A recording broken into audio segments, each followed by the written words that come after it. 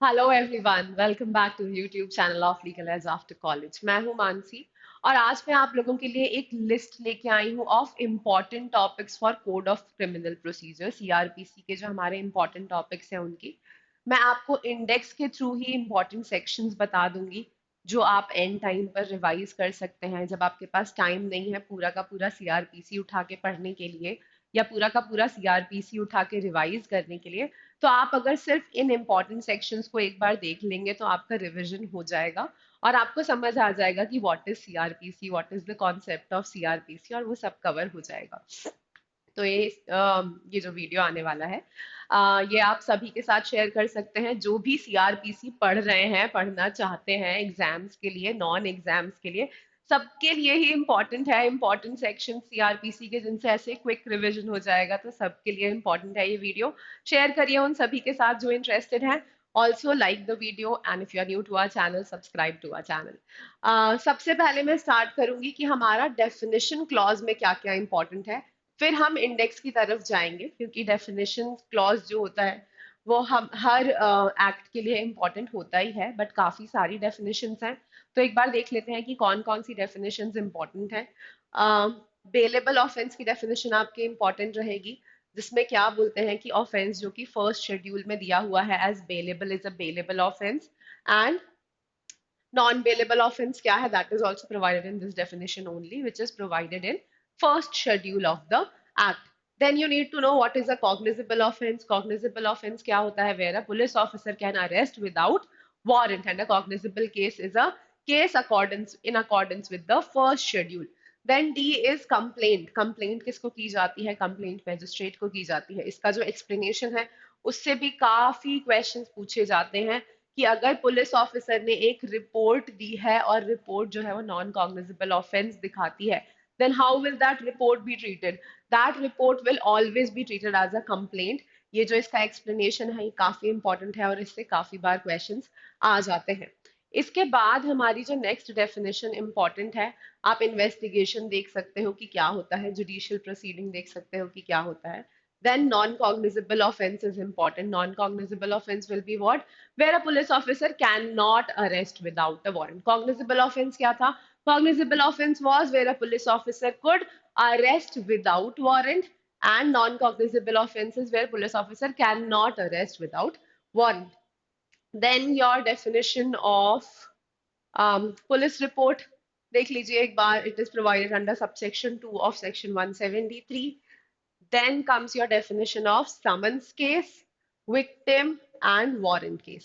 These many definitions are very important. ये most important definitions हैं, इनको skip हमें नहीं करना है under any circumstance, हमारे पास time हो चाहे नहीं हो। क्या होता है summons case? Which is punishable with less than 2 years, ठीक है? Basically, which is not a warrant case. What is a warrant case? Is provided under 2X.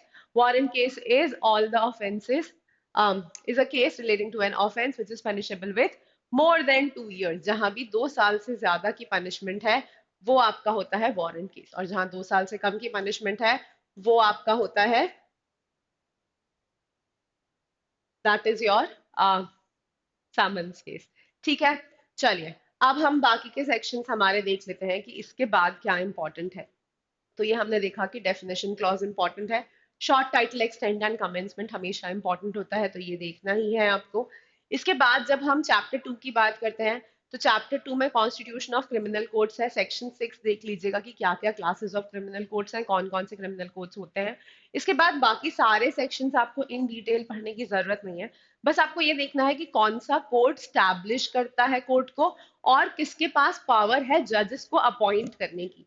अगर आपने बस इतना देख लिया है कि कौन सा कोड स्टैब्लिश करता है और कौन है जो जज को अपॉइंट करता है, then this purpose will be solved over here. ठीक। इसके बाद आप यहाँ पर एग्जीक्यूटिव मैजिस्ट्रेट्स अगर चाहें सेक्शन नंबर 20 तो देख सकते हैं। 24 इज योर पब्लिक प्रोसिक्यूटर, ये देख लीजिएगा। ठीक है, इतना बस आप यहाँ पे देखिए। और मैंने आपको बता दिया स्पेसिफिकली क्या देखना है कि कोर्ट किसने स्टैब्लिश किया है। कोर्ट स्टैब्लिश किसने किया है? कोर्ट जो है बेसिकली कोर्ट ऑफ सेशन हो चाहे कोर्ट ऑफ जुडिशियल मैजिस्ट्रेट हो, हमेशा स्टैब्लिश करती है आपकी स्टेट गवर्नमेंट। ठीक है, और जजेस का अपॉइंटमेंट कौन करता है? अपॉइंटमेंट ऑफ जजेस हमेशा करते हैं आपके हाई कोर्ट, ठीक। अपॉइंटमेंट ऑफ जजेस हाई कोर्ट करते हैं, ठीक। अब इसमें छोटी मोटी आगे पीछे चीजें हैं जिनको आप थोड़ा बहुत खोल के सेक्शन जब देखेंगे तो आपको पता चल जाएगा, ठीक।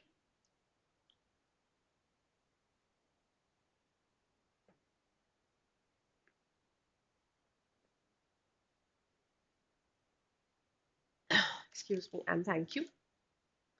चलो, now chapter number 3 is power of courts. Power of courts में सेक्शन नंबर 26 देख लीजिए, courts by which offences are triable. तो आईपीसी के अंडर आपके जितने भी ऑफेंसेस होते हैं वो फर्स्ट शेड्यूल के अकॉर्डिंग ट्रायबल होते हैं and are triable by high court and court of session. जो आपके स्पेशल लॉज के अंडर ऑफेंसेस हैं वो स्पेशल लॉज के अकॉर्डिंग ट्रायबल होते हैं, और अगर स्पेशल लॉज में कोई जुरिस्डिक्शन नहीं दिया है तो जो फर्स्ट शेड्यूल में दिया हुआ है आपके उसके अकॉर्डिंग ही ट्रायबल होते हैं, ठीक है। This is 26। इसके बाद इस चैप्टर में आपके लिए इंपॉर्टेंट है 28, section number 29 and then 30 and 31। 28 क्या कहता है कि हाई कोर्ट और सेशन जजेस जो है वो कितना सेंटेंस पास कर सकते हैं। तो हाई कोर्ट एंड सेशन जज can pass any sentence, but if any high court session judge and additional session judge can pass any sentence pass कर सकते हैं, बट अगर सेशंस जज या एडिशनल सेशंस जज ने एक सेंटेंस ऑफ डेथ पास करा है then that sentence is subject to the confirmation of the high court. And if there is any assistant sessions judge, then assistant sessions judge can pass any sentence which is less than 10 years. assistant sessions judge की जब हम बात करते हैं तो वो less than 10 years का sentence पास कर सकता है। सेशंस जज, एडिशनल सेशंस जज और हाई कोर्ट कोई भी सेंटेंस पास कर सकते हैं, बट जब हम बात करते हैं आपके, one second, when we talk about sessions judge and additional sessions judge, अगर इन्होंने डेथ सेंटेंस दिया है then it is subject to confirmation of high court. This confirmation of high court is taken under section number 366 of CRPC, ठीक है।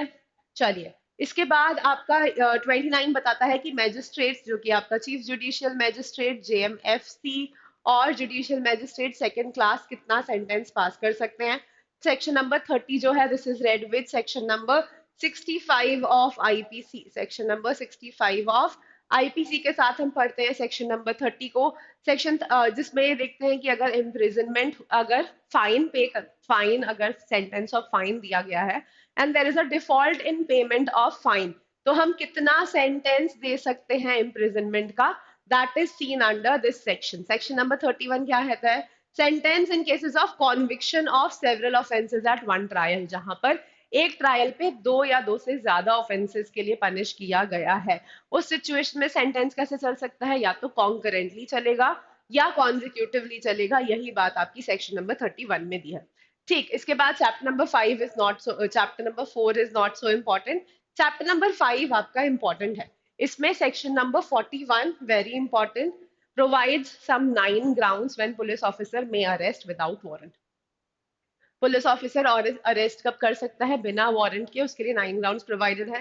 Then 41 A जो है इसका बस अगर आप नाम देख लेंगे then also it is sufficient. ये क्या कहता है, अगर पुलिस ऑफिसर ने किसी की अरेस्ट नहीं करी है और उसको छोड़ दिया है तो वो उसको एक नोटिस दे सकता है कि आके पुलिस स्टेशन में अपीयर हो and what ever question the police officer has, those questions the police officer can ask that person when the person appears on notice of appearance. Then 41D is important, this you need to remember, that once a person is arrested he has a right to have an advocate during interrogation, ठीक है। फिर 42 is arrest on refusal to give name and residence, this is also known as arrest in non-cognizable offenses or in non-cognizable cases।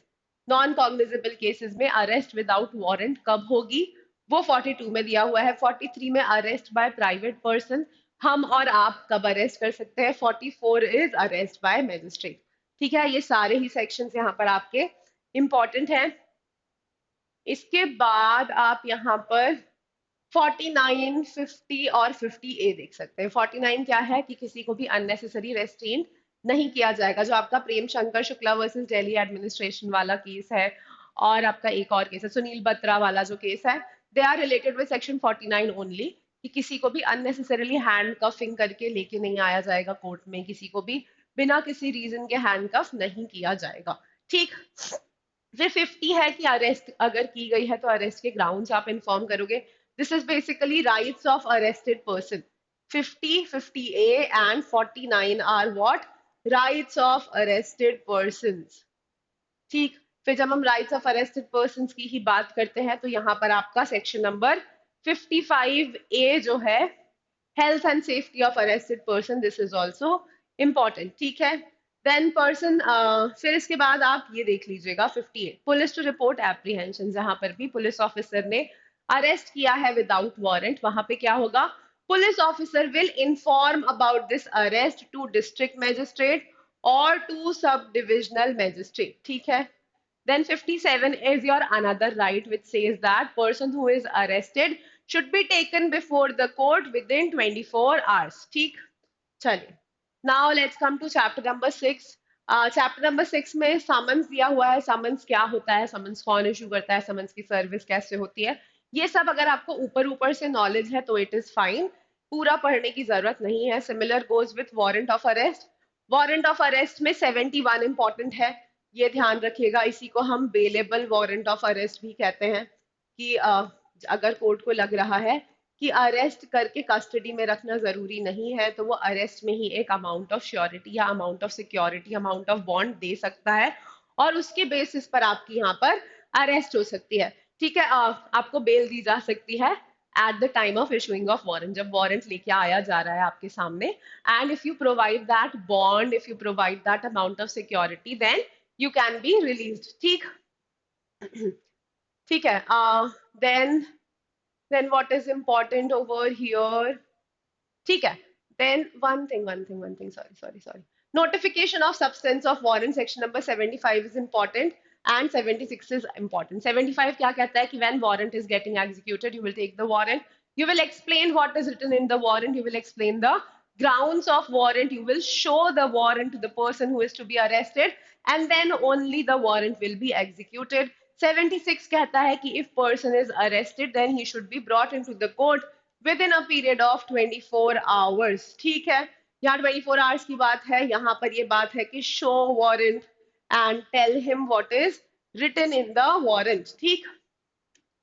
Then your proclamation for persons absconding is very important. Proclamation is issued under section number 82. Section number का 82 subsection 4 declares certain kind of offenders who have been proclaimed as proclaimed offenders. Proclamation issue होने के 30 दिन के अंदर अंदर within a period of 30 days the accused is supposed to appear before the court. Then 83 attachment of property of person absconding is also important. Then your 88 is slightly important, that if the person who is to be appeared before the court is already before the court, then what will the court do? Court will take a bond from that person and ask him to appear on the court or appear in the court on such date as may be informed. Then under chapter 7, chapter 6 था ये ऊपर, what we studied was chapter 6 which was compelling appearance of persons. Now chapter number 7 talks about process to compel production of things. Here we are compelling appearance of things. ठीक है, production of things को जब हमें compel करना है, then what comes into picture? यहाँ पर your section number 91 and 92 are very important. 91 is what?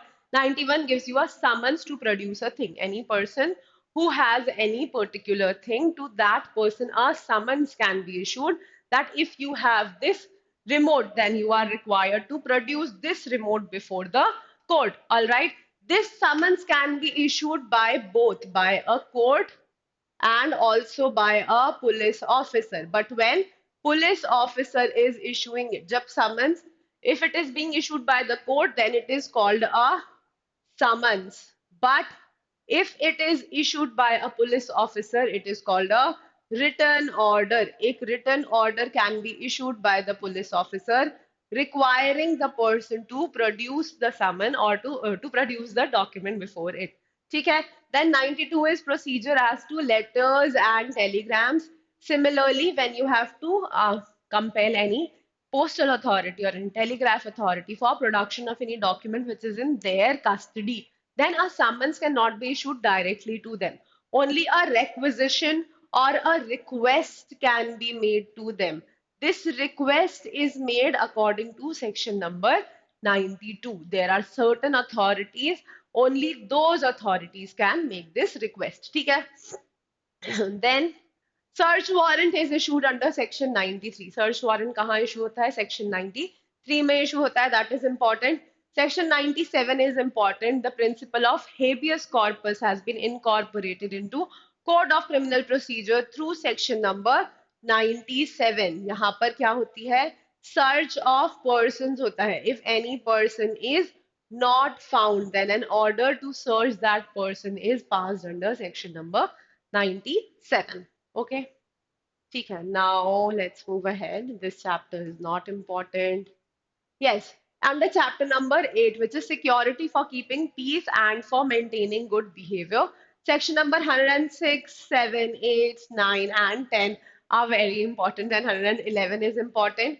Then your 117 is important in this chapter.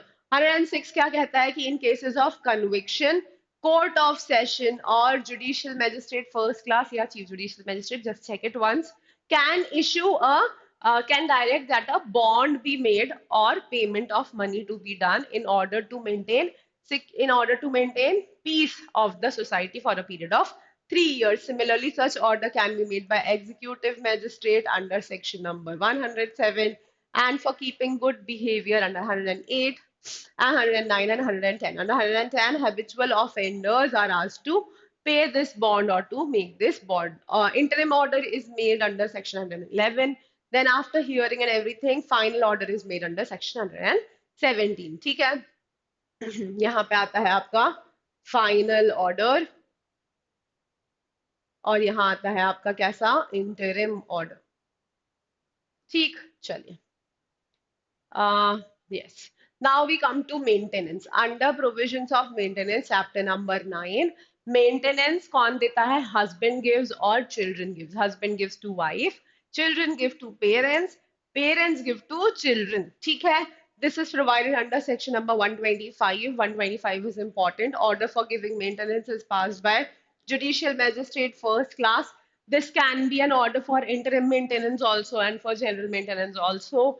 And then your then alteration in allowance, if you want to read, you can read. Not so important, but this is very important. ठीक है? One very important case related to this is Shah Bano Begum versus Union of India.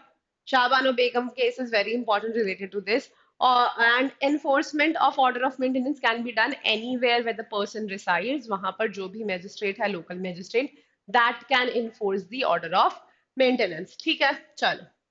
Now, when we come to chapter number 10, which is maintenance of public order and tranquility, here your section number 133 is very important, which talks about removal of public nuisance. If there is any public nuisance, then your district magistrate, subdivisional magistrate, or executive magistrate can make an order for removal of such public nuisance. ठीक? And then your section number 143 is important, which says that magistrate can prohibit repeated continuation of such public nuisance, and 142 where magistrate can issue an injunction till the time when inquiry related to this public nuisance is pending. If there is an inquiry going on associated with the public nuisance where it is being disputed that there is no public right, कोई public right है ही नहीं, उस situation में जब तक ये decision लिया जा रहा है कि पब्लिक राइट है या नहीं है, पब्लिक न्यूसेंस है या नहीं है, तो वहां क्या हो सकता है? तब तक मैजिस्ट्रेट एक इंजंक्शन इशू कर देगा कि भाई जब तक डिसाइड नहीं हो रहा तब तक के लिए तो आप इसको रिमूव करिए, जब डिसाइड हो जाएगा उसके बाद देखा जाएगा. ठीक? Then 144 is very important. 144 is where you all must have heard कि 144 लागू कर दिया है, इलेक्शन है तो 144 लागू कर दिया है.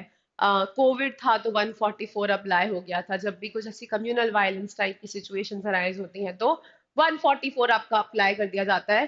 तो here order is issued in cases of urgent cases of nuisance और apprehended danger. This order is issued either by the district magistrate or by the state government. ठीक है? District magistrate or executive magistrate who is specially empowered. Specially empowered. ठीक है? District magistrate or executive magistrate who is specially empowered. ठीक है? District magistrate or executive magistrate who is specially empowered. ठीक है? District magistrate or executive magistrate who is specially empowered. ठीक है? District magistrate or executive magistrate who is specially empowered. ठीक है। Executive magistrate कैसा होना चाहिए? स्पेशली एम्पावर्ड होना चाहिए, ठीक है। और स्टेट गवर्नमेंट जो है वो इनके ऑर्डर को एक्सटेंड भी कर सकती है। Then your section number 145 and 147 is important, where there is a dispute concerning land or water which is likely to cause breach of peace. कोई land है या water है जिसको लेके कोई dispute हो रहा है और उसकी वजह से क्या हो सकता है? सोसाइटी का peace hamper हो सकता है.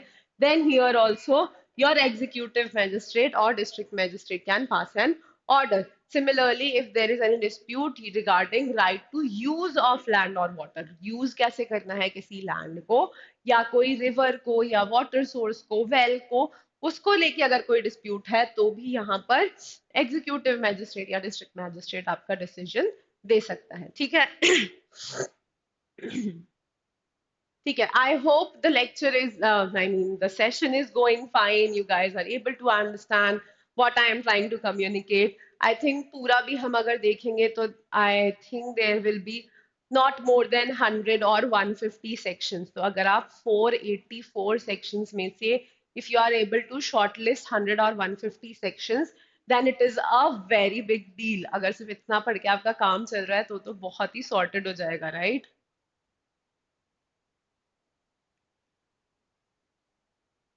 इसलिए अगर अभी तक शेयर नहीं करा है वीडियो तो शेयर कर दो यार अपने दोस्तों के साथ. They should also learn this, right? Quick ways to study CRPC. ठीक है. Chapter number 11 you can skip. Chapter number 12, chapter number 11 में एक चीज बस देख लो. Section number 151 is arrest to prevent commission of cognizable cases. Here also a police officer can arrest without warrants. ठीक है. जहां पर पुलिस ऑफिसर को पता चलता है that some cognizable offense is going to be committed and he finds a design of such offense, then also he can arrest the person. ठीक. Then chapter number 12, very important. Here, section number 154, information cognizable cases. This is where your FIR is filed. 155, information as to non-cognizable offences. यहाँ पर आपकी non-cognizable offences की FIR होती है या information दी जाती है. But if it is asked कि under which section first information report is filed, first information report is filed under section number 154. ठीक है. Then 156 is important, where police officer has the power to investigate in cognizable cases and a direction can be also be made by the magistrate for conducting such investigation. Then your section number 164 is important, where a confession is recorded by a magistrate. Then 167 आपका important है जो कि क्या बात करता है? Procedure where investigation cannot be completed in 24 hours. इसी section में आपकी जुडिशियल कस्टडी के पीरियड स्पेसिफाइड हैं जो कि क्या होते हैं. जुडिशियल कस्टडी कितने दिन की हो सकती है and police custody can be of how many days. So maximum police custody can be of 15 days, ठीक है. And judicial custody can be of how many days? 60 days और 90 डेज, ठीक है. Which is actually 60 minus 15 days and 90 minus 15 days, that would be this will be 45 and 75 days, ठीक है. 45 और 75 days. Total custody can be, total custody जो आपकी होती है वो हो सकती है 60 डेज और 90 डेज की, ठीक है.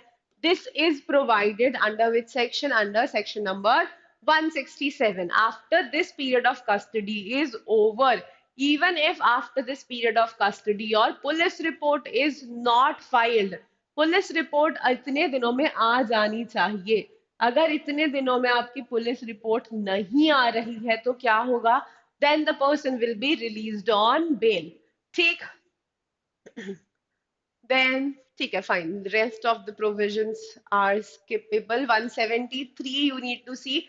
173 का subsection 2 is where your police report is filed or police report is submitted before the magistrate. 173 is important. यहाँ पर further investigation वगैरह के orders भी यहीं पर दिए जाते हैं, ठीक. That is why you should read 173. ठीक है.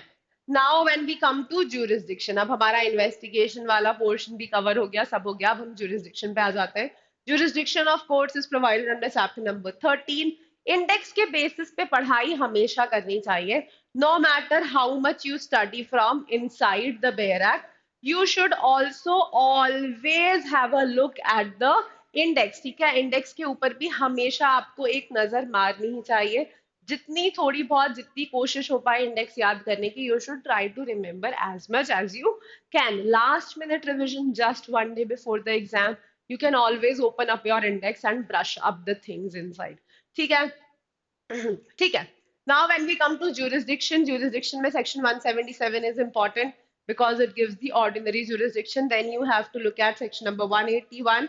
This gives a jurisdiction for specific offenses such as dacoity, thug, kidnapping, abduction, ठीक है, stolen property का possession. For all of those things, your jurisdiction is provided over here. For remembering this, you can make a chart like this, and in the chart, you can specify section number, offenses, and jurisdiction. ठीक है. Then your 183 is important. This question is asked many times that if there is a journey or a voyage, then which court will have jurisdiction? ठीक है, moving ahead. 188 देख सकते हैं, if offences are committed outside India, then how the jurisdiction will be exercised in such situation.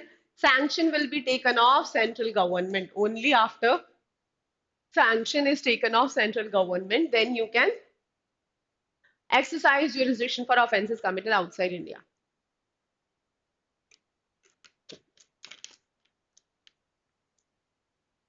Sorry, I know I'm drinking a lot of water today, but I'm having very dry throat and dry tongue today. I don't know why. ठीक है. Chapter number 14 is conditions requisite for initiation of proceedings. How will the proceedings be initiated before the magistrate? Now, in that provision, we have come. एक बार your police report is submitted, your complaint has come, right? But now, how will the proceedings be initiated? For initiation of proceedings, it is necessary that there should be some cognizance of the offense. This cognizance of offense is taken by the magistrate under section number 190. This can be taken in three ways. A, B, C करके you will find under this section. A is on the basis of complaint, B is on the basis of police report, and third is on the basis of magistrate's own knowledge, उसकी खुद की knowledge के basis पर भी, or on any information received also, the magistrate can take cognizance of any offense. ठीक है, then comes your making over of cases to magistrates. Cases are always made over by Chief Judicial Magistrate to his subordinate magistrates, which are JMFC and JMSC. And JMFC can also make over the cases to Judicial Magistrate, second class. ठीक, then here 199 का subsection 2 is important for you, that only in cases for prosecution for defamation, the court of session will exercise its original jurisdiction. Otherwise, court of session will not exercise its original jurisdiction. And when we are talking about this, you can see 193 also, that cognizance of offences by court of session. Court of session will only take cognizance of any offence if the offence is committed to him for trial. अगर offence का committal हुआ है for trial by court of session, then only the court of session will take cognizance of an offense, except under subsection 2 of section 199, where there is a prosecution for defamation going on, then who will take? Then court of session can take direct cognizance. Defamation is against President of India, Governor of the state, Administrator of a Union Territory, Vice President of India, etc. ठीक. Chapter number 15 is very important.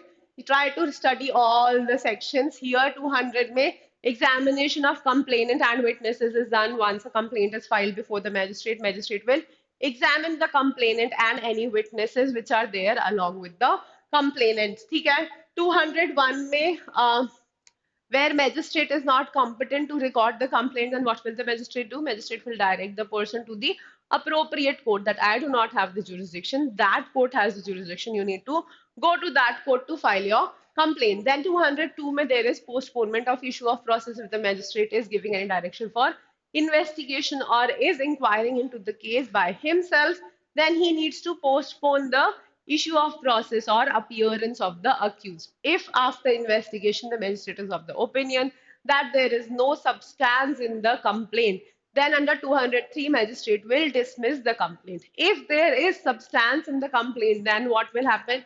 अगर कोई substance नहीं है, अगर complaint में कोई तथ्य नहीं है, तो मैजिस्ट्रेट क्या करेगा? डिसमिस कर देगा. बट अगर कोई तथ्य पाया गया, तब फिर चैप्टर नंबर 16 के हिसाब से आगे बढ़ेगा, कमेंसमेंट होगा प्रोसीडिंग्स का. फिर 204 में इशू कर देगा प्रोसेस. और इधर आपका इंपॉर्टेंट है दूसरा सेक्शन 206 की, जहां पर पेटी ऑफेंसेस हैं which are punishable with fine less than 1000 rupees. 1000 रुपए से कम के फाइन से अगर कोई ऑफेंस पनिशेबल है, तो वहां पर एक स्पेशल समन्स इशू करेगा मैजिस्ट्रेट अंडर सेक्शन नंबर 206. ठीक है. Now let's come to charge. अब एक बार समन्स हो गया, इशू ऑफ प्रोसेस हो गई, अब क्या हो गया? Accused is now before the court. Accused अब कोर्ट के सामने आ चुका है. अब क्या होगा? अब आपका चार्ज फ्रेम किया जाएगा. चार्ज फ्रेम किया जाता है चैप्टर नंबर 17 के अंडर. ठीक है. सेक्शन नंबर 211 आपको देता है कंटेंट्स ऑफ चार्ज की, चार्ज में क्या क्या होना चाहिए. इसके बाद आपका यहाँ पर आप देख सकते हैं इफेक्ट ऑफ एरर्स. अगर चार्ज में कोई इफेक्ट ऑफ एरर है तो उसको किस सेंस में हम लेंगे. अगर इफेक्ट ऑफ एरर मटेरियल है जिसकी वजह से there has been some misleading of the accused person or the defense person, or there has been any grave injustice in the case, then in that situation error will be found as material. ठीक है. Then 216 is also important that court may alter charges. ठीक. And then you can here study 223 when two people can be tried together. Joint trial कब हो सकती है, वो 223 में provided है. And 224 is withdrawal of remaining charges when there were 3-4 charges framed, out of which on 2 charges the person has been convicted.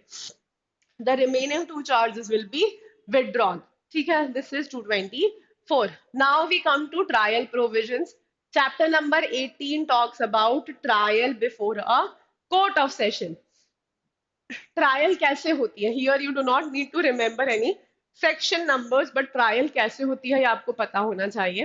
पहले क्या होता है? या तो एक पुलिस रिपोर्ट आएगी, या फिर क्या आएगा? या फिर एक कंप्लेंट आएगी. ठीक है. या तो पुलिस रिपोर्ट आएगी या कंप्लेंट आएगी मैजिस्ट्रेट के सामने. एक बार पुलिस रिपोर्ट आ गई या कंप्लेंट आ गई, इसके बाद आपकी ट्रायल जो है वो स्टार्ट करी जाएगी. ठीक है. यहाँ पर जब हम कोर्ट ऑफ सेशन की बात करते हैं, तो कोर्ट ऑफ सेशन में ना पुलिस रिपोर्ट आती है ना ही कंप्लेंट आती है. कोर्ट ऑफ सेशन में ट्रायल कैसे होती है?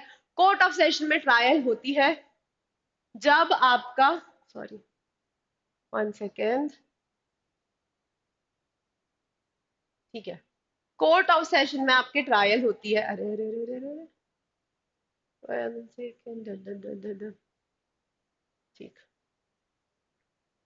Trial under court of session happens when the case is committed for trial. जब केस जो है वो कमिट किया जाता है ट्रायल के लिए अंडर सेक्शन नंबर 193 और 209 और 323 ऑफ सीआरपीसी.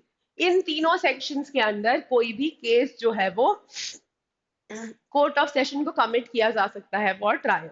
जब कोर्ट ऑफ सेशन को कोई केस कमिट कर दिया गया है ट्रायल के लिए, तो उसके बाद कोर्ट ऑफ सेशन में ट्रायल स्टार्ट होती है. कैसे स्टार्ट होगी? फर्स्ट स्टेप है आपकी प्रोसिक्यूशन स्टोरी. प्रोसिक्यूशन जो है वो कोर्ट ऑफ सेशन के सामने आएगा और आके अपनी एक स्टोरी बताएगा. ठीक है. यही सेम स्टेप्स होती हैं जब हम ट्रायल की बात करते हैं in the court of judicial magistrate और in the court of chief judicial magistrate. ठीक है. वहां पर सिमिलर प्रोसीजर ही होता है, बट वहां पर ट्रायल कैसे स्टार्ट होती है? वहां पर ट्रायल स्टार्ट होती है on receipt of a complaint या फिर on receipt of a police report. अगर कंप्लेंट है तो कंप्लेंट के बेसिस पे पहले इन्वेस्टिगेशन इंक्वायरी वगैरह हो जाएगी, फिर इशू ऑफ प्रोसेस होगा. इशू ऑफ प्रोसेस के बाद जब अक्यूज्ड कोर्ट में आ जाएगा, तब कंप्लेंट के बेसिस पर फाइनली आपका ट्रायल स्टार्ट होता है. ठीक है. पुलिस रिपोर्ट जब आ जाती है तो ऑलरेडी इन्वेस्टिगेशन हो चुकी होती है, तो पुलिस रिपोर्ट के बेसिस पर डायरेक्टली ट्रायल आपका स्टार्ट हो जाता है. ठीक है. बट यहाँ कोर्ट ऑफ सेशन में क्या होता है?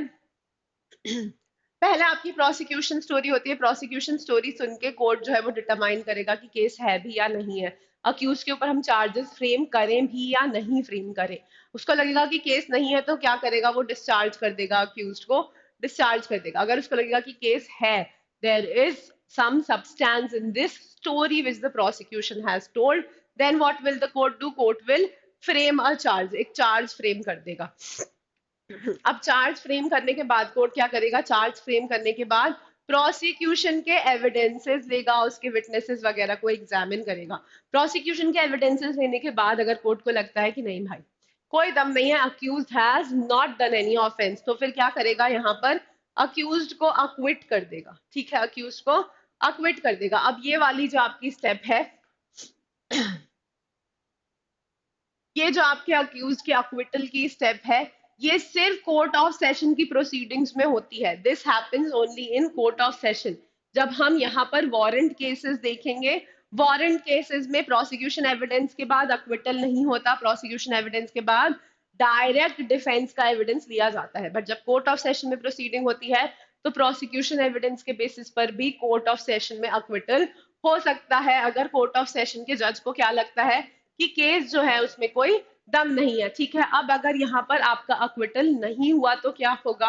अक्विटल नहीं हुआ तो फिर हम डिफेंस का एविडेंस लेंगे. ठीक है, डिफेंस का एविडेंस लेंगे, उसके बाद आपके सारे के सारे आर्ग्यूमेंट्स होंगे. आर्ग्यूमेंट्स के बेसिस पर आपका फिर फाइनल जजमेंट आएगा. और जजमेंट में दो चीजें हो सकती हैं, या तो अक्विटल हो जाएगा या कॉन्विक्शन हो जाएगा. ठीक है, अगर कॉन्विक्शन हो रहा है या तो अक्विटल हो जाएगा जजमेंट के बेसिस पे, या कॉन्विक्शन हो जाएगा. अगर कॉन्विक्शन हो रहा है तो फिर क्या होगा?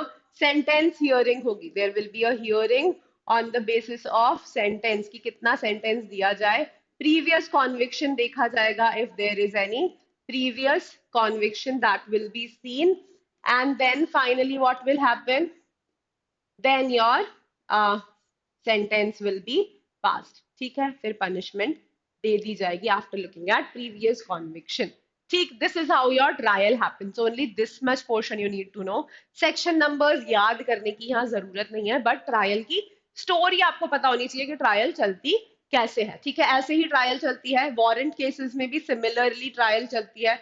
बस एक डिफरेंस होता है कि यहाँ पर पुलिस, यहाँ पर आपको कॉग्निजेंस कैसे ले रहा है? कोर्ट कमिटल के बेसिस पर कॉग्निजेंस ले रहा है. और जब हम वारंट केसेस की बात करेंगे तो वो कॉग्निजेंस लेता है on the basis of police report या फिर on the basis of a complaint. ठीक है, बस इतना ही डिफरेंस है.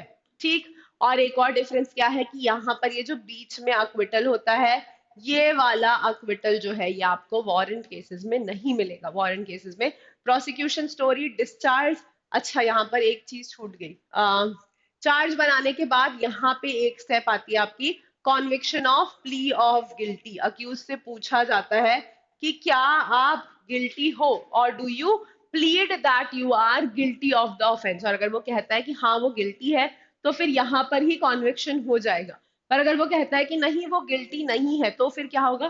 फिर केस आगे बढ़ेगा. वो कहता है कि वो गिल्टी नहीं है, या फिर वो कहता है कि वो ट्रायल के थ्रू जाना चाहता है, तो फिर केस आगे बढ़ेगा और फिर प्रोसिक्यूशन एविडेंस लिया जाएगा. फिर प्रोसिक्यूशन एविडेंस के बाद वारंट केसेस में सीधे डिफेंस एविडेंस होगा, आर्ग्यूमेंट्स होंगे और फिर जजमेंट होगा. ठीक है, जजमेंट में अक्विटल, कॉन्विक्शन, फिर सेंटेंस हियरिंग, प्रीवियस कॉन्विक्शन को देखा जाएगा और फिर फाइनली सेंटेंस पास कर दिया जाएगा. ठीक है, तो सेम ही होता है दोनों ही केसेस में. बस ये जो अक्विटल वाला यहाँ पर आपका प्रोविजन है, ये एक एक्स्ट्रा प्रोविजन है जो कि आपकी कोर्ट ऑफ सेशन वाली ट्रायल में होता है. ठीक, चलें आगे बढ़े. तो चैप्टर 19 जो आपका वारंट केसेस है वो भी सेम ही है. ठीक है, यहाँ भी आपको कोई सेक्शन नंबर नहीं, ये वाले सेक्शंस याद कर लेना. 249 एब्सेंस ऑफ कंप्लेंट. अगर कंप्लेंट के बेसिस पर केट वारंट केस कोई आपका इनिशिएट हुआ है और अगर कंप्लेनेंट नहीं आता है तो क्या होगा? And 250 which is compensation for accusation without reasonable ground. अगर बिना किसी ग्राउंड के किसी ने कंप्लेंट फाइल करी है किसी पर्सन के अगेंस्ट, तो उस सिचुएशन में उस पर्सन को हम क्या देंगे? कॉम्पेंसेशन प्रोवाइड कराएंगे. ठीक है. Then chapter number 20 is trial of summons cases by magistrates. Here section number 251 is important. ठीक है, and then your 257, 258 is important. ठीक है, 257 क्या कहता है? Substance of conviction. यहाँ पर summons cases में कभी भी charge frame नहीं किया जाता. In summon cases no charge is frame. Summons cases में चार्ज फ्रेम नहीं किया जाता। समन्स केसेस में क्या होता है, सब्सटेंस ऑफ एक्यूजेशन बताया जाता है कि आपने क्या काम किया था वो आपको बताया जाएगा, ठीक है। उसके बाद ट्रायल पूरा वैसे ही चलता है। सब्सटेंस ऑफ एक्यूजेशन बता दिया, प्रोसिक्यूशन की एक बार छोटी सी स्टोरी सुन ली, फिर उससे पूछा कि क्या आप गिल्टी प्लीड करते हैं। अगर आप गिल्टी प्लीड करते हैं तो कॉन्विक्शन हो जाएगा, अगर आप गिल्टी प्लीड नहीं करते तो फिर आप अपने अपने एविडेंसेस ला के कोर्ट को दिखाएंगे। छोटा मोटा आर्ग्यूमेंट होगा, बहुत ही छोटी सी प्रोसीजर होती है, ठीक है, बहुत ही छोटा प्रोसीजर होता है। फिर अगर कॉन्विक्टेड फिर अगर कन्विक्ट नहीं हुआ, प्रोसीजर व्हेन नॉट कन्विक्टेड में क्या है कि दोनों लोग अपने अपने एविडेंसेस लेके आएंगे, छोटे मोटे आर्ग्यूमेंट्स होंगे और उसके बेसिस पे यहाँ जजमेंट आ जाएगा अक्विटल और कॉन्विक्शन का, ठीक है। नॉन अपियरेंस और डेथ ऑफ कंप्लेनेंट भी आपका इंपॉर्टेंट है यहाँ।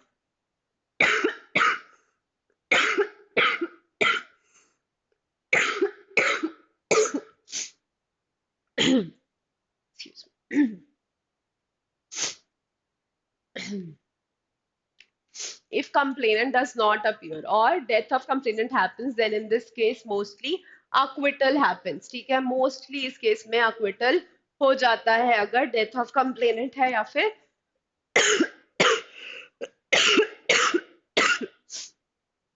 फिर नॉन अपीयरेंस ऑफ कंप्लेनेंट है।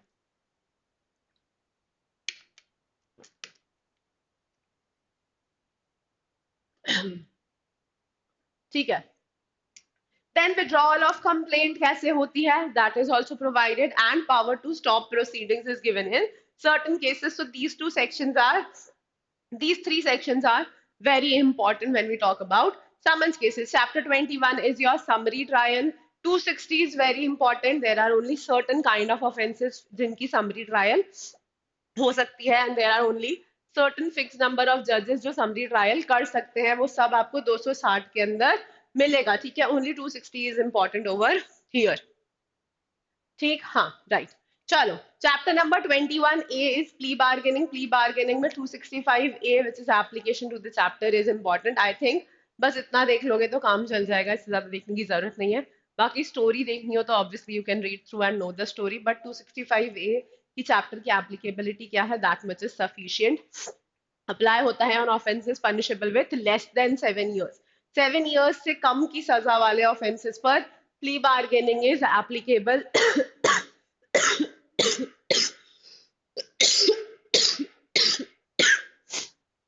But if offense is committed, sorry, if offense is committed against a woman, against children, or against socio-economic condition of a nation, then plea bargaining cannot be done. ठीक है, this is 265A.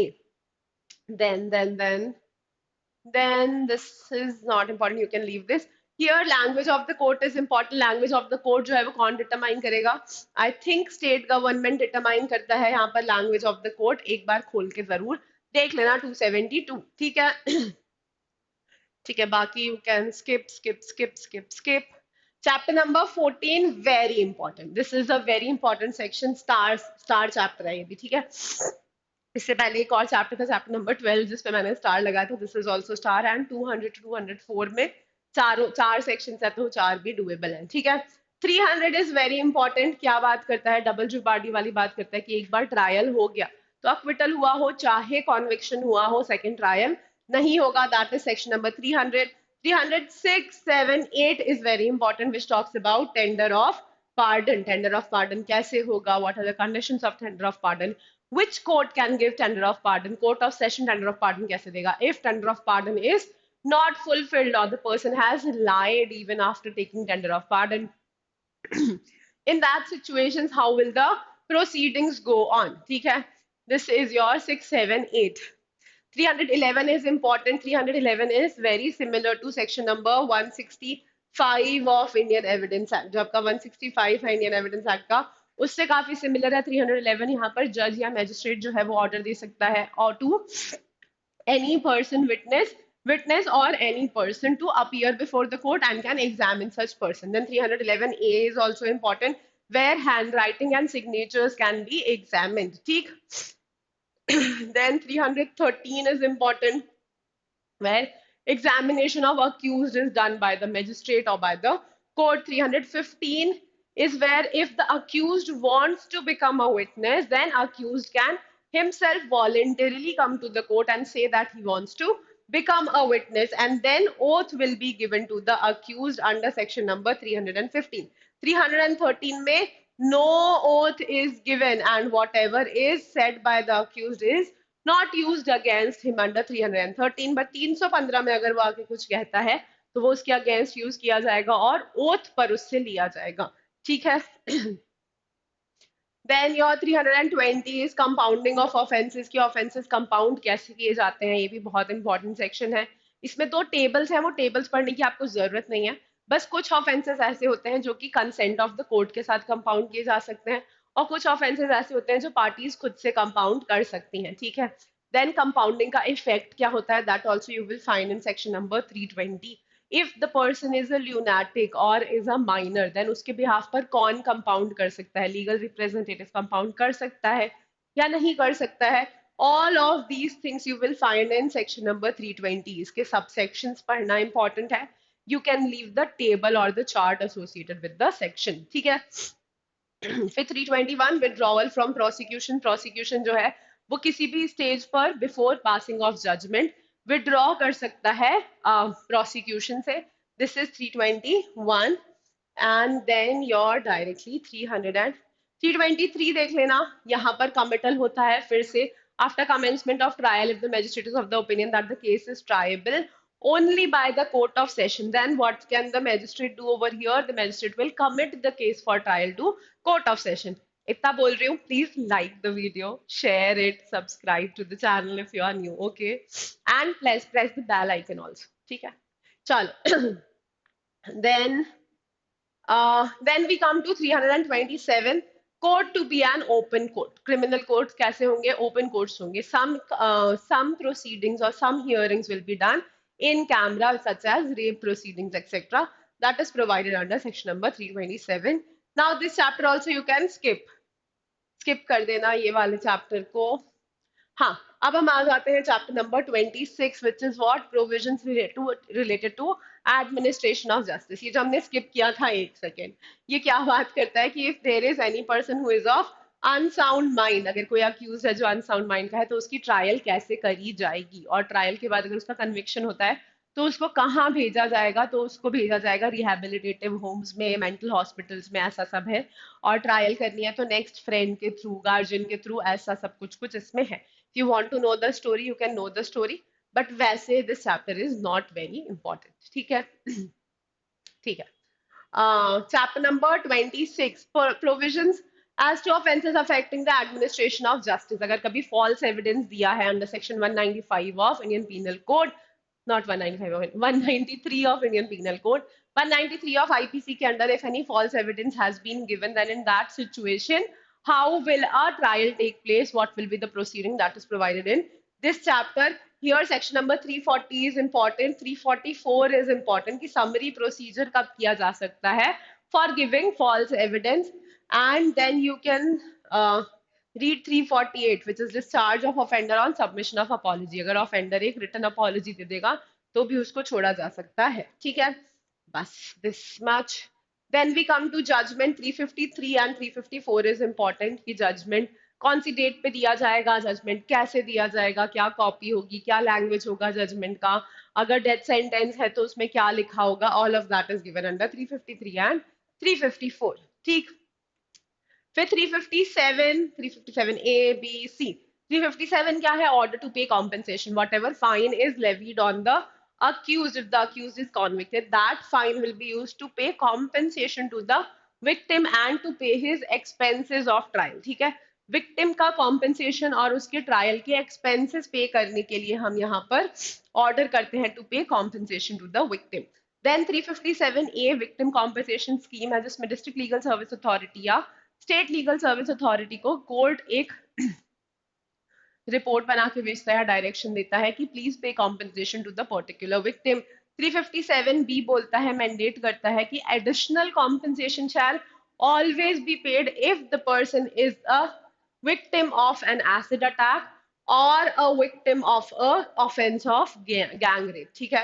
357C makes mandatory treatment of victims in government hospitals or private hospitals, victims of any offense, if there has been any offense committed on any victim, and that victim goes before any hospital, government or private hospital, it is mandatory for government or private hospital to treat that victim. यहाँ पर although only sexual offenses are provided, section number 376 A B C D E वो सब दिया हुआ है, and 326 A B C ये सब है, but this has been expanded by the case of Parmanand Katara by Supreme Court of India, and now Supreme Court have said that this is not only restricted to sexual offenses, but आप सारे ही, अगर कोई भी चीज हुई है किसी भी victim के साथ, then you will give him first aid free of cost, ठीक है, whether a government hospital or a private hospital, ठीक. Then your section 360, which is probation, is also important, ठीक है. And then ठीक है, this much works, I think. Then under chapter number 38, which is sorry, 28, not 38, 28, which is submission of death sentences for confirmation. तो court of session, sessions judge, additional sessions judge जब भी death sentence pass कर रहे थे, then that death sentence had to be sent to the high court for confirmation, right? मैंने अभी आपको बताया था when we were doing section number 28, 29, 28 जब हम कर रहे थे, तब I told you this, ठीक है. He there section number 366 में this sentence is sent for confirmation of the high court. 366 important है, बस इतना चलेगा. फिर chapter number 29 is your appeals. So 372, 373, 374, 375, 376, 7, 8 and 386, ठीक है. इतना आपका इस चैप्टर में इंपॉर्टेंट है. 372 is no appeal to lie unless otherwise provided. 373 important नहीं है, 373 को छोड़ दो, ठीक है, इसको छोड़ दिया. 372 में ही आपका जो विक्टिम है, appeal bye victim can be done under the proviso और एक्सप्लेनेशन कुछ तो है अंडर दैट ऑफ सेक्शन 372, ठीक है. अगर कॉन्विक्शन हुआ है, so from conviction when can the convicted person और the accused can make an appeal under section 374. 375 में if the accused had pleaded guilty, जब अक्यूज से पूछा था do you plead guilty after framing of the charge, charge एक बार बनाया, charge पढ़ के अक्यूज को एक्सप्लेन करा, अक्यूज से क्या पूछा, do you plead guilty to this charge, do you plead guilty to this offence. If the accused said that yes I have committed this offence and I plead guilty, और उसके basis पर अगर conviction हो जाता है, then in that case the general rule is what, that no appeal will lie. अगर आपने खुद एडमिट करा था गिल्ट और आपने खुद का जो कन्विक्शन है वो गिल्टी प्ली ऑफ गिल्ट के बेसिस पे हुआ है, तो आपको क्या नहीं मिलेगा, आप अपील नहीं कर सकते, ठीक है. फिर नो अपील इन पेटी केसेस. पेटी केसेस क्या है, that is provided in section 376 itself. 377 कहता है कि स्टेट गवर्नमेंट के पास पावर है to make appeal against any sentence. Sentence अगर उन्हें एडिक्वेट नहीं लग रहा है तो स्टेट गवर्नमेंट कर सकती है अपील. अक्विटल के अगेंस्ट भी स्टेट गवर्नमेंट अपील कर सकती है, दैट इज 378. 386 में पावर्स दी हुई हैं एपेलेट कोर्ट की, कि एपेलेट कोर्ट जहां पर अपील करी गई है उस कोर्ट के पास कितनी पावर्स हैं, ठीक. आगे बढ़ जाते हैं हम. 389 देख लेना थोड़ा सा. Suspension of sentence pending the appeal, release of appellant on bail. जब अपील करी गई है तो क्या होगा, सेंटेंस को हम टेम्पररीली सस्पेंड कर देंगे और अक्यूज को हम रिलीज कर देंगे बेल पे. कौन कौन सी सिचुएशंस में किया जाता है, नहीं किया जाता है, that is 389. Now chapter number 30 is reference and revision. 395 है reference to high court and 397 is your revision. बस इतना ही कर लेना यहाँ पर. reference कहाँ है, 395 में है और 397 में आपका revision के बारे में दिया हुआ है. chapter 31 is transfer of criminal cases, not very important. चाहो तो skip भी कर सकते हो, चाहो तो छोड़ सकते हो और चाहो तो पढ़ लेना, ठीक है. not very important, आपकी मर्जी, पढ़ना है तो पढ़ो, नहीं पढ़ना है तो छोड़ दो. सुप्रीम कोर्ट की पावर जो है वो 406 में, 407 में हाई कोर्ट की, 408 में सेशन जज की दी हुई है, ठीक है. Chapter number 22 is execution of sentences, suspension, रेमिशन and commutation of sentences. यहाँ पर हमें सिर्फ आपका हम पढ़ेंगे सेक्शन नंबर 428 पढ़ लेना थोड़ा सा, कि if there is already some period which the person has served as an under trial prisoner, तो वो पीरियड क्या होगा, that period will be set off when the person is convicted. जो उसका entire duration of कॉन्विक्शन है, जैसे 5 साल की सजा दी है जिसमें से 2 साल ही has already served as an under trial prisoner, so now he will only serve 3 years of imprisonment. This is section number 428. Now here 432, 433, 433A are important. 432 क्या कहता है? Talks about suspension and remission of sentences. Sentences को कैसे suspend या remit करेगा, कौन करेगा? Appropriate government करेगी, ठीक है? अप्रोप्रिएट गवर्नमेंट आपकी सेंटेंसेस को सस्पेंड और रेमिट कर सकती है। सस्पेंड और रेमिट करेगी तो फिर क्या करेगी?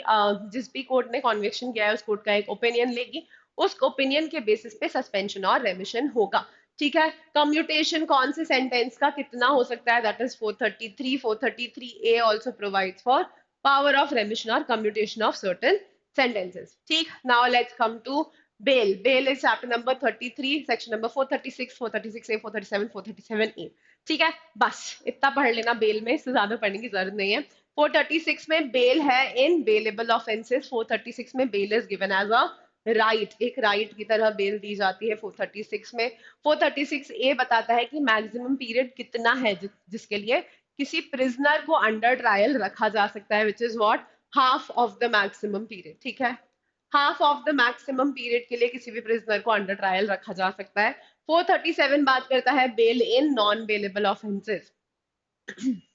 अगर कोई नॉन बेलेबल ऑफेंस है तो उसमें बेल कैसे दी जाएगी? That is 437। 437A बोलता है कि after the completion of the trial, अगर अक्यूज को हम अक्विट कर रहे हैं उस सिचुएशन में क्या कर सकते हैं? In that situation accused can be asked to give a bond to appear if any appeal is filed before a higher court. अगर हायर कोर्ट के पास कोई अपील फाइल होती है तो हम 437A में अक्यूज से क्या ले लेंगे? एक बॉन्ड ले लेंगे फॉर अपीयरेंस, ठीक? Now let's move ahead. Chapter 34, you can skip this chapter. Chapter 35 में section number 460 and section number 461 very important. Irregularities which do not vitiate proceedings and irregularities which vitiate proceeding. There you should remember each and every clause of 460 and 461. ठीक है? इसके जितने भी A, B, C, D, E, F, G, 1, 2, 3, 4, whatever is there, you have to remember all of them. Direct questions आते हैं, बहुत बार आए हैं, बहुत एग्जाम्स में आए हैं, CUET PG वालों के लिए भी बहुत इंपॉर्टेंट है, ठीक है? Then we come to limitation, chapter number 36. Chapter number 36 is limitation for taking cognizance. Section number 468 is important, जो क्या कहता है कि if the offense is punishable with fine only, then within a period of 6 months the complaint must be made. If the offense is punishable with up to 1 year with a sentence of imprisonment of 1 year, then complaint must be made within a period of 1 year. If the offense is punishable with imprisonment for a term of 3 years, then complaint must be made within a period of 3 years. बस इतनी सी बात है 468 में, ठीक है? 468 पढ़ लेना। Continuing offense, if you want you can read it, ठीक है? छोटू सा टिक लगाया है मैंने, इतना छोटू सा। If you want you can read it, ठीक है? Now this is the last chapter of CRPC, फिर CRPC खत्म। Last chapter में क्या पढ़ना है हमें? Miscellaneous provisions 37 में what do you need to read? Read section number 482 without any doubt. This is your inherent power of the High Court. Without any doubt ये section पढ़ना है। Quashing of FIR और इस टाइप के जितने भी decisions होते हैं वो सब कहाँ दिए जाते हैं? सेक्शन नंबर 482 में ही हाई कोर्ट उस डिसीजन को देता है। अच्छा, which reminds me, in bail provisions आपको 2 सेक्शंस और पढ़ने थे, सॉरी याद आ गया मुझे। एंटिसिपेटरी बेल है आपका 438, वो पढ़ना है, और आपको 439 पढ़ना है, ठीक है? 438 है direction for grant of bail to persons apprehending arrest, which is your anticipatory bail. कहाँ दी जाती है? 438 में दी जाती है। 439 में there is special powers of high court और court of session to give bail. जिस केस में कहीं भी बेल नहीं मिल सकती वहां पर भी हाई कोर्ट और कोर्ट ऑफ सेशन के पास स्पेशल पावर है कि अगर वो चाहें तो वो उस सिचुएशन में भी बेल दे सकते हैं, ठीक है? तो 436, 36A, 37, 37A, 38 और 439 इतने बेल में इंपॉर्टेंट है, ठीक है? 438, 439 आई मिस्ड बाय मिस्टेक। चलो चलो चलो चलो चलो, हाँ, और यहाँ पर आपका एक और जो इम्पोर्टेंट है that is Cases in which judges or magistrate are personally interested, section number 479. If a judge or magistrate is personally interested in a case, then that judge or magistrate cannot be a part of that case and cannot hear that case. He will transfer that case to some other judge. ठीक है? All right. This is it, guys. CRPC के important provisions. उसके अंदर क्या है उसका भी I have given you some idea. Even just by watching this video, आपका एक छोटा सा quick revision तो हो ही जाएगा. साथ में if you want, you can keep your Bear Act open. अपना Bear Act साथ में खोल के रखिए. Bear Act में mark करते जाना sections whatever I have marked over here. अपने Bear Act में mark कर लेना. If you want, pause the video, flip your book, read the section साथ साथ में कर लो. That also works, but this can be a very quick revision video for everyone, especially for my CUET PG LLM aspirants जो भी CUET PG LLM entrance exam की तैयारी कर रहे हैं. आपके लिए तो काफी सही है, बहुत जल्दी क्विक रिविजन हो जाएगा. इंपॉर्टेंट सेक्शंस को पढ़ लोगे तो भी होपफुली आपका काम चल जाना चाहिए. ठीक है, I am not giving a guarantee कि इतने में पक्का ही हो जाएगा. हो सकता है कि एक आधा क्वेश्चन कहीं और से आ जाए, but this is what according to me is most important. इतना पढ़ के आपका काम हो सकता है. सीआरपीसी से 4 से 5 सवाल आने के चांसेस हैं when we talk about CUET PG students. ठीक है.